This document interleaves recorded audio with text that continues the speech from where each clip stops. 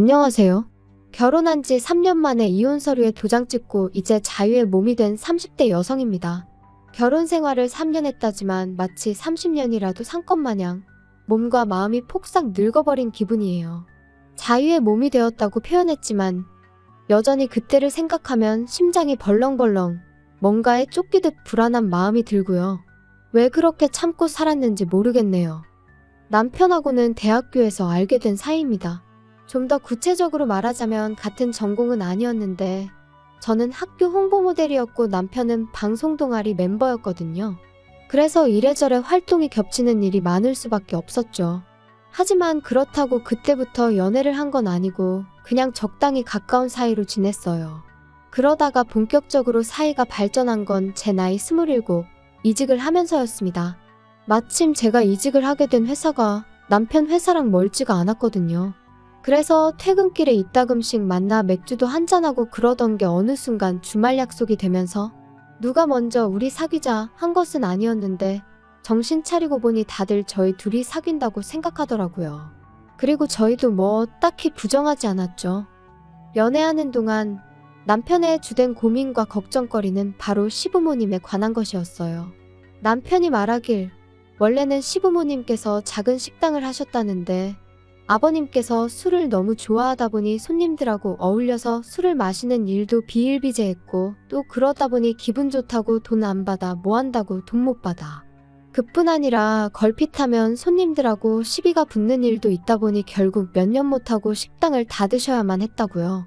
그리고 이후로는 아버님께서 어디 마땅히 취직하기도 어렵고 그렇다 보니 건설노동자로 일을 하게 되셨는데 그렇게 일을 시작한 지 몇 달 만에 3층 높이에서 떨어지셨답니다. 그런데 산재 처리를 못 받으신 이유가 아버님이 그때도 술에 취한 상태셨던 거지요. 그러니 뭐 회사 입장에선 아버님 한 사람의 잘못으로 몰고 갔고 게다가 그 사고로 아버님이 장애가 생겨서 어머님이 집안의 가장이 되실 수밖에 없으셨다고요. 그런데 남편은 그런 어머님에 대한 연민이랄까 그런 게 전혀 없어 보였어요. 오히려 한심하다며 그런 남편도 남편이라고 이혼도 못하고 사는 어머님이 바보고 멍청이고 미련하단 식으로 표현을 했을 정도니까요. 그리고 말이 나왔으니 말이지만 막말로 저도 이혼까지 한마당에 게다가 제 이혼의 시발점이기도 하니까 가감없이 말해보겠습니다. 저희 아버님은 장애가 있다는 이유로 가족들로부터 온갖 배려와 양보는 다 받으려고 하시고 동시에 당신이 하고 싶고 드시고 싶으신 건 얼마나 많으셨는지 정말 주변 사람들을 달달 볶는 게 이런 건가 싶을 정도로 요구사항이 많으셨어요. 게다가 어머님은 정작 그런 아버님한테는 싫은 소리 한번 제대로 못하셨으면서 자식들한테 특히 아들 며느리한테는 아주 앓는 소리 죽는 소리를 얼마나 해대시는지 이루 말할 수가 없었죠. 남편과 연애를 하던 당시에도 남편과 데이트를 하고 있으면 정말 농담이 아니라 10번에 7번은 어머님에게 연락이 와서는 너는 내가 이렇게 사는데 걱정도 안 되니? 내가 누구 때문에 이렇게 참고 사는지 알기는 하는 거야. 내가 그때 너만 아니었으면 지금 이렇게 안 살아. 나도 진작에 내 살 길을 찾았어야 하는데 자식 새끼가 알아주지도 않고 내 팔자도 참 기구하다. 너는 나한테 그러면 안 되는 거야. 내가 그래도 버티고 네 아버지 옆에 있었으니 지금 이 정도나 해놓고 사는 거지. 아니었어 봐라. 네 아버지 밑에서 네가 사람 구실이나 하게 컸겠나. 그리고 어머님의 이런 하소연이 반복될 때마다 남편은 아무리 내 부모라지만 내가 언제까지 받아줘야 되는 건지 모르겠어. 진짜 너무 힘들어. 하루라도 빨리 나와야지. 지긋지긋해. 어머님도 어디 마땅히 당신 이야기를 할 만한 곳이 없으니 오빠한테 그러시는 거겠지. 오빠도 많이 힘들겠지만 그래도 이해해드리려고 해봐. 너는 이런 부모를 더 본 적이 없으니 이해 못할 거야. 나 정말 하루빨리 너랑 결혼해서 우리 둘만의 가정을 꾸리고 싶다. 그러면 나는 정말 너하고 우리 사이에서 태어날 우리 아이들만 보고 살 거야. 나는 아버지처럼 가족한테 짐이 되지는 않을 거야. 절대로. 남편의 하소연인지 다짐인지 아무튼 그런 대화가 오갈 때마다 저는 그런 남편이 너무 안 됐어서 토닥여주고 진심으로 위로했어요. 그리고 어째서인지 저만큼은 남편에게 상처를 주면 안 된다고 생각했죠. 그래서 남편이 프로포즈를 해왔을 때도 그걸 거절한다는 건 아예 상상조차 하지 못했습니다. 이제 와서 말이지만 남편이 가진 거라곤 소위 몸뚱아리밖에 없는 말 그대로 빈털털이었는데도 괜찮았어요. 다행히 제가 좀 여유가 있었고 남편 말대로 우리 두 사람의 가정을 꾸리면 그때부터 모아나가면 된다고 까짓 거 한번 해보지 뭐 하는 나름의 의지도 있었거든요. 게다가 저희 친정부모님도 워낙 인정이 넘치시는 분들이셨고 진작부터 남편의 사정은 어느 정도 알고 계셨다 보니 그런 부분을 문제 삼진 않으셨지요. 오히려 저와 남편을 다독이며 부족하거나 어려운 건 당신들이 도와주시겠다 말씀하실 정도였거든요. 그런데 식을 올리고 반년 정도 지내니까 남편이 연애할 때랑은 완전히 다른 사람이 되었습니다. 본색을 드러냈다고 표현하는 게 맞을런지. 아무튼 언젠가부터 툭하면 이 세상에 자기 엄마보다 불쌍한 사람은 없다는 듯이 말을 하더라고요. 그리고 처음엔 그냥 뭐 결혼하면 남자들이 효자가 된다더니 남편도 약간 그런가 싶었는데 날이 갈수록 이것도 받아주는 게 보통 일이 아닌 거예요. 자격지심인 건지 뭔지 듣고 있기가 얼마나 불편했는지 몰라요. 가령 저희 부모님이 골프라도 치러 가시는 날이면 장인 장모님은 팔자도 좋으시다면서 어머님은 오늘도 건물 청소하러 가신다고 제 앞에서 한숨을 푹푹 쉬어대질 않나. 그리고 남편이 제 앞에서 그럴 때면 솔직히 제가 무슨 말을 할 수 있었겠어요? 어머님이 건물 청소하러 가시는 걸 위로라도 해야 했을까요? 그렇다고 저희 친정부모님더러 골프는 그만 치시라고 해야 했을까요? 왜 그런 시시콜콜한 이야기까지 남편한테 하냐 하신다면 제가 한 것도 아니었어요. 저는 부탁한 적도 없고 바란 적도 없는데 심지어 저희 친정부모님도 부담스러워 하셨는데 그럼에도 불구하고 남편이 저희 부모님한테 시도 때도 없이 안부 전화랍시고 연락을 드려서는 오늘은 뭐 하시냐 다음 주엔 뭐 하시냐 물어대고 그러다가 저런 이야기가 나오면 그때부터 제 앞에서 몇 번이나 울거먹었는지 몰라요. 그래서 한 번은 제가 도대체 나더러 어쩌라는 거냐 도무지 뭐라고 대꾸를 해야 할지 모르겠다니까 그냥 하는 소리랍니다. 부부간에 그런 하소연도 못하냐 그래요. 그러면 저는 그냥 듣고만 있는데 그러면 또 저더러 너는 우리 어머니가 불쌍하지도 않냐? 장모님 일이라고 생각하면 가슴이 아프지 않냐? 미치고 팔짝 뛰겠더라니까요. 그런데 그게 다가 아니었어요. 하루는 퇴근하고 오니까 어머님이 연락도 없이 저희 집에 와 계셨습니다. 어떻게 들어오셨냐니까 집에 오니 아무도 없어서 남편에게 전화를 하셨고 남편이 비밀번호를 알려드려서 들어와 계셨다고요. 황당하고 솔직히 어이가 없었죠. 마음대로 비밀번호 누르고 집에 들어와 있는 시부모님이 계시다는 이야기는 들어본 적이 있었지만 그게 제 이야기가 될 줄은 상상도 못했으니까요. 게다가 오신 이유가 아버님하고 다투셨다는 거예요. 아버님하고 다투다가 내가 언제까지 이렇게 당하고만 살아야 되나 싶어서 집을 나오셨는데 마땅히 갈 곳이 없어서 저희 집으로 오셨다대요. 그리고는 울상을 지으시는 어머님께 제가 무슨 소리를 할 수 있었겠어요. 막말로 아버님은 도대체 왜 그러시냐고 욕을 할 것도 아니고 그래서 그냥 속상하시겠다고 적당히 토닥여드렸습니다. 그때만 하더라도 저도 어쨌든 어머님하고 잘 지내고 싶은 마음도 있었고 이런 일이 몇 번이나 생기겠나 싶었으니까요. 그런데 제 예상과 달리 어머님의 그런 방문은 그날로 끝나지 않았습니다. 이후로도 몇 번이나 반복되었거든요. 게다가 그 횟수가 잦아질수록 아버님 욕이나 신세한탄이 주를 이루던 처음과 달리 제가 살림하는 방식이나 생활 패턴을 가지고 잔소리를 하시는 일이 잦아지셨죠. 너는 도대체 살림을 어떻게 배웠길래 냉장고 안이 저 모양이냐? 그리고 청소할 때 텔레비전이며 책장이며 위에는 안 닦니? 내가 아까 손으로 훑어보니까 먼지가 말도 못하게 쌓여 있더라. 그리고 내가 보니까 옷장 안에 죄다 네 옷이고 우리 아들은 옷도 몇 벌 없고 너 돈 벌어서 다 네 치장하는데 쓰나 본데 너 그러면 못 쓴다. 저는 주방 담당이고 청소는 남편이 해요. 먼지 부분은 오빠한테 제가 얘기할게요. 아니 청소를 왜 우리 아들이 해? 너는 뭐 하고? 저도 돈 벌러 다니는데 어떻게 집안일을 저 혼자 다 해요. 그리고 또 대부분이 제가 결혼 전부터 입던 옷들이에요. 결혼하고서는 저도 돈 모으느라 제대로 된 거 하나 사입지도 못했어요. 아무튼 살림하는 게 영광이야. 마음에 안 들어? 그리고 맞벌이여도 살림은 여자가 해야지. 나는 내가 혼자 돈 벌면서도 집안 살림 다 하고 자식들까지 키웠어. 그러니까 내 앞에서 힘들다 소리는 하지 마라. 그리고 이렇게 대화만 오가고 끝나면 그나마 다행이죠. 문제는 저희 어머님은 당신이 뭔가 지적을 하나 하면 제가 그 자리에서 바로바로 고치길 바라세요. 가령 반찬이 없다 하면 반찬을 바로 하는 걸 보셔야 비로소 잔소리를 멈추셨고 새로 빨래를 하는 흉내라도 내야 직성이 풀리시는 눈치셨거든요. 그리고 이런 일이 넉 달 넘게 이어지니 저도 정말 돌아버리겠다 싶대요. 그래서 결국엔 안 되겠다 싶어서 남편한테 나 더는 이렇게 못 살아. 내가 어머님 하녀도 아니고 어머님 비위까지 다 맞춰드려야 해? 나랑 둘만의 가정을 꾸리고 싶니 어쩌니 하더니 이게 지금 오빠가 말한 그 꿈꾸던 결혼 생활이야? 나 더는 이렇게 못 살아. 어머님을 못 오시게 하던가 아니면 여기서 끝내. 너무 그러지 마. 너는 우리 어머니가 불쌍하지도 않냐? 좀 이해를 하려고 해볼 순 없겠어? 어머님만 불쌍해? 나는 요즘 내가 제일 불쌍해. 내가 어머님한테 뭐 잘못했어? 어머님이 나 때문에 고생하고 사시는 거 아니잖아. 이럴 거면 그냥 헤어지자니까? 그리고 이런 제 하소연이 효과가 좀 있던 건지 이후로 한 2달 정도는 조용했어요. 어머님이 더 이상 저희 집에 오지 않으셨으니까요. 덕분에 남편과 제 사이도 예전만큼은 아니어도 꽤나 나아졌고요. 하지만 이 평화는 오래가지 않았습니다. 아버님이 말 그대로 대형 사고를 치셨거든요. 그날도 평소와 다름없이 퇴근을 하고 반찬거리를 사서 집에 왔어요. 늘 하던 대로 비밀번호를 누르고 현관문을 열었죠. 그런데 눈앞에 낯선 듯 낯익은 신발 한 켤레가 놓여 있었습니다. 어머님이셨어요. 그리고 상황 파악을 다 하기도 전에 왔냐 하는 어머님의 목소리가 들렸고 동시에 제 심장이 쿵 하고 떨어지는 것 같았죠. 연락도 없이 어쩐 일이세요?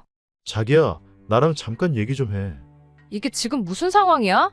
일단 나도 확실히는 모르겠지만 아버지가 어머니랑 상의도 없이 두 분 사시는 집 전세 보증금을 빼셨다잖아. 아버지 말씀으로는 호용호재하는 동네 형님한테 투자를 하셨다는데. 아무튼 나도 미치겠다 진짜. 뭐? 전세 보증금을 빼셨으면 그럼 뭐 어떻게 되는 건데? 그리고 투자라니 도대체 무슨 말이야? 나도 잘은 모른다니까. 아무튼 그래서 당분간 어머니가 여기 계셔야 될 것 같으니까 그런 줄 알아. 저는 도무지 납득할 수 없는 상황이라 신우에게 전화를 걸었습니다. 그러자 신우가 하는 말이 자기가 정말 어머님을 모셔오고 싶은데 알다시피 자기는 지금 남자친구랑 동거 중이지 않냐며. 그래도 자기가 곧 남자친구랑 결혼도 할 거고 그러면 제대로 된 집을 마련할 테니까 그때까지만 저더러 제발 좀 부탁한다대요. 그리고 아버님은 아버님대로 왜인지는 모르겠지만 있는 대로 화를 내시면서 아는 분 댁으로 가셨거든요. 그러니 상황이 상황인 만큼 제가 뭐라고 말이라도 한마디 잘못했다간 정말 나쁜 사람이 되겠더라고요. 그래서 어쩔 수 없이 울며 겨자 먹기로 알겠다고 했어요. 그리고 그땐 신우가 정말 몇 달 안에는 식을 올릴 것처럼 하도 호들갑을 떨어서 길어야 반년 정도 되지 않을까 싶었는데 자그만치 1년하고도 4개월이 걸렸습니다. 그리고 그 1년하고도 4개월이 저에게는 지옥이나 다름없었죠. 뻔히 남편이랑 제가 맞벌인 걸 눈으로 보시면서도 아침 저녁으로 이거 해라 저거 해라 시키시는 건 물론이고 저 없는 점심시간에 식사를 못 하시는 것도 아니면서 또 아침 저녁으론 반찬으로 이거 해달라 저거 해달라 밥 차려달라 오늘은 입맛이 없으니 국수를 끓여라 이뿐인가요?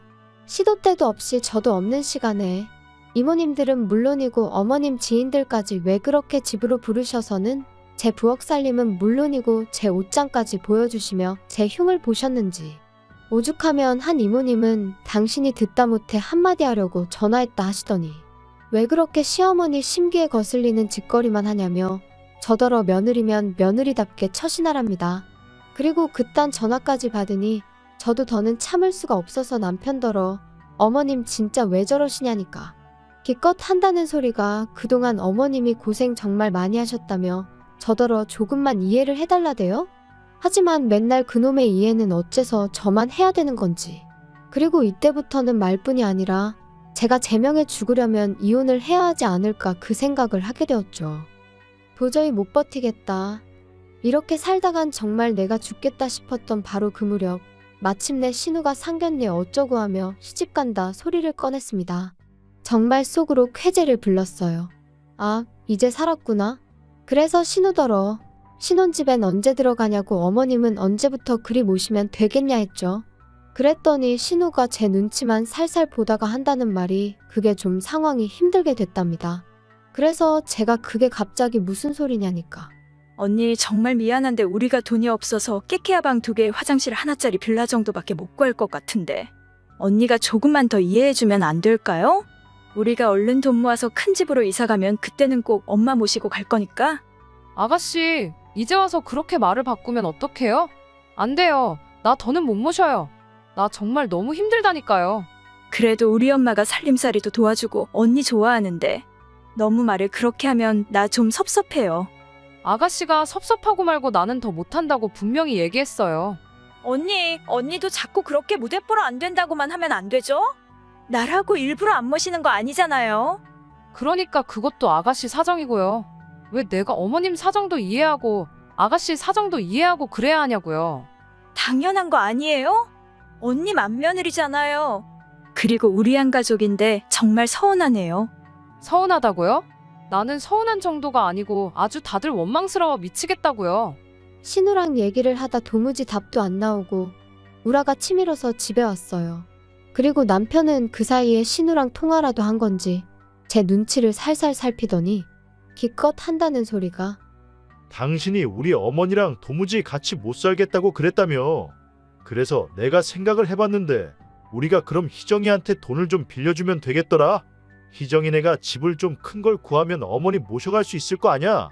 우리가 돈이 어딨다고 빌려줘? 진짜 어이가 없네? 왜 없어? 결혼하고 지금까지 모은 거 있을 거 아냐? 내가 미쳤다고 그 돈을 아가씨한테 빌려주겠어? 빌려줬다가 또 나중에 돼서 못 준다고 하면 그땐 어쩌라고. 어머님하고 합가하게 될 때도 아주 몇 번이나 장담을 하더니 지금 이 꼴을 봐. 그리고 당신도 말하는 것 좀 봐. 퍽이나 약속 지키겠다. 야, 그럼 뭐 어쩌라는 거야? 어쩌긴 뭘 어째. 방이 1개고 2개고 집이 작고 말고 내 알 바 아니니까 약속한 대로 어머님 모시고 가라고 해. 너 진짜 돌았어? 차라리 돌았으면 좋겠다. 그럼 이 꼴 저 꼴 안 봐도 될 텐데. 아무튼 나는 분명히 얘기했어. 너는 진짜? 너야말로 어머니 기분 좀 맞춰드리고 여우처럼 지내면 되는 걸. 왜 이렇게 일을 키우냐? 신우와 남편이 번갈아 가면서 저더러 이해 좀 해달라고 사람을 코너로 모는데 정말 환장할 노릇이었어요. 그래서 결국 참다 못한 제가 남편더러 한 번만 더 이러면 더는 같이 못 산다고 정말 이혼이라 했더니 기껏 한다는 소리가 그러면 제가 모아놓은 돈에서 자기 몫은 돌려달랍니다. 그리고 뭐 제가 이혼 요구를 했으니 위자료도 받아야겠다고 그 위자료로 어머니랑 집 구해서 살아야겠다는 헛소리를 하더라고요. 그런데 저희 남편 저랑 결혼할 때부터 이혼하던 그날까지 단 한 번도 저보다 단돈 1,000원이라도 더 벌어온 적 없어요. 어머님이 저희 집에 얹혀 사시는 동안 어머님이 저한테 돈 1,000원이라도 살림살이에 보태라고 주신 적도 없었죠. 게다가 저희 셋이 살던 집, 저희 친정에서 마련해 주신 집이었습니다. 비록 친정아버지 명의였고 제가 매달 용돈 겸 월세라고 100만 원씩 보내드리고 있긴 했어도 애시당초 어디 가서 100만 원으로 구할 만한 집이 아니었으니 남편이 이러쿵저러쿵 말할 것이 못 되었죠. 그런데 위자료가 어쩌고 자기 몫이 어쩌고 해대니 제가 얼마나 황당했겠어요? 그래서 남편더러 살면서 당신 뜻대로 되던 일이 몇 번이나 있었냐고 이번에는 어떨지 한번 두고 보자 했습니다. 그리고 그 길로 친정 부모님께 결국 그동안 제가 겪었던 일들을 전부 다 털어놓았어요. 참고로 친정 부모님도 제가 원치 않았지만 어쩔 수 없이 어머님과 함께 살게 된 건 알고 계셨거든요. 다만 어머님이 저를 얼마나 어떤 식으로 괴롭히셨는지는 잘 모르셨지요. 행여 양가 어른들 싸움으로 상황이 안 좋아지진 않을까 걱정스러워서 말을 아껴왔으니까요. 그런데 더는 그럴 필요도 못 느꼈고 그러고 싶지도 않대요. 저희 아버지께서는 남편이 돈을 내놓으라고 요구를 했다는 것보다 어머님이 저를 인격적으로 모독하고 힘들게 하신 부분에 크게 분노하셨습니다. 그리고는 저더러 앞장서라 하시더니 그 길로 어머님과 남편을 마주하셨죠. 그런데 어이가 없게도 그간 의기양양하던 어머님이 저희 아버지 앞에서는 어째서인지 한층 누그러져서는 자기들은 저랑 잘 지내고 싶은 마음뿐인데 제가 곁을 내주지 않는다며 섭섭하네 어쩌네. 물론 그런 악어의 눈물이 저희 아버지한테 통할 리가 없었습니다. 남편은 남편대로 저희 아버지한테 반대로 장인어른이 공경에 처하셨어도 자기는 똑같이 집으로 모셨을 거라는 헛소리를 해댔지만 역시 통하지 않았고요. 그러자 결국 둘이 본색을 드러내대요. 알아서 살게 내버려두면 되는 걸 왜 부모가 끼어드냐며 저희 아버지를 이상한 사람처럼 몰고 갔으니까요. 그리고 그런 두 사람을 보고 있으니 정말 더는 1분도 지체할 이유가 없다 싶어서 변호사를 만났죠. 솔직히 불보듯 뻔한 결과였습니다. 유책 사유자는 남편이었고 저는 피해자나 다름이 없었으니까요. 오히려 위자료도 많이는 아니지만 제가 받게 되었고 재산도 전부 제 몫이 되었죠. 그리고 판결이 그렇게 나고 나니 그제서야 남편이 제 앞에서 무릎을 꿇고 엉엉 우는데 이상하게 그런 남편을 보는 게 지치고 피곤하기만 할 뿐 가슴이 아프다거나 그런 건 전혀 없대요. 아, 사랑이 식었다는 게 이런 건가? 그때 확실히 알겠더라고요. 한편 남편과 어머님은 결국 집을 떠났고 저는 비로소 제 자유를 되찾았습니다. 하지만 집안 구석구석 안 좋은 기억이 너무 많아져 버린 탓에 더는 머물고 싶지도 않은 거예요. 아버지도 그 모자를 생각하면 재수가 없다며 무척 기분 나빠하셨고요. 그래서 집은 내놓고 저는 본가에 들어갔는데 남편은 갈 곳이 없어서 회사 근처에 고시원을 얻었다대요. 어머님은 결국 신혼집으로 가셨고요. 그런데 심해부는 정말 어머님, 그러니까 자기한텐 장모잖아요. 장모랑 같이 살게 될 줄은 몰랐다며 신우한테 벌써부터 사기 결혼이니 뭐니 내가 왜 니네 엄마를 먹여 살려야 하냐 해가며 이혼하자드나 봅니다. 참고로 언젠가 한번 남편이 술 처먹고 저한테 하소연하듯 음성 메시지에 그간의 일을 소상히도 남겨놓아서 알게 되었어요. 궁금하진 않았는데 그래도 듣자하니 죄다 안 좋게 풀렸다 싶은 게 참 꼬숩고 잘됐다 싶대요. 제 심보가 좀 고약한 걸까요? 아무튼 결혼만 하면 효자되는 사람들이 있다더니 정말 당해본 사람으로서 똥 밟은 기분이 이런 건가 싶습니다. 혹시 주변에 여러분의 손과 주머니를 빌려 자기가 해야 할 일을 대신하려는 사람이 있다면 가차없이 정리하시라는 말씀을 꼭 드리고 싶어요. 그런 사람은 하나를 주면 하나에 고마워할 줄 모르고 다음엔 당연히 2개를 주겠지 생각하고 이후엔 3개를 기대하고 그러거든요. 그리고 그러다 중간에 아, 나 힘들어서 더는 못 해주겠어 하면 네가 내 습관을 이렇게 만들어 놓고 이제 와서 안 된다는 게 어딨냐며 어깃장을 논단 말이죠. 정말 웃기지만 그런 족속들이 있어요. 그런데 그런 족속들한텐 그냥 다 뺏어버리는 게 답이에요. 줬다 뺏는 게 치사하다지만 내가 힘들어 죽겠는데 치사하고 말고가 어딨겠어요? 나의 권리와 행복은 나만이 지킬 수 있다는 걸 꼭 말씀드리고 싶네요. 오늘 날씨가 다시 추워졌는데 감기 조심하세요.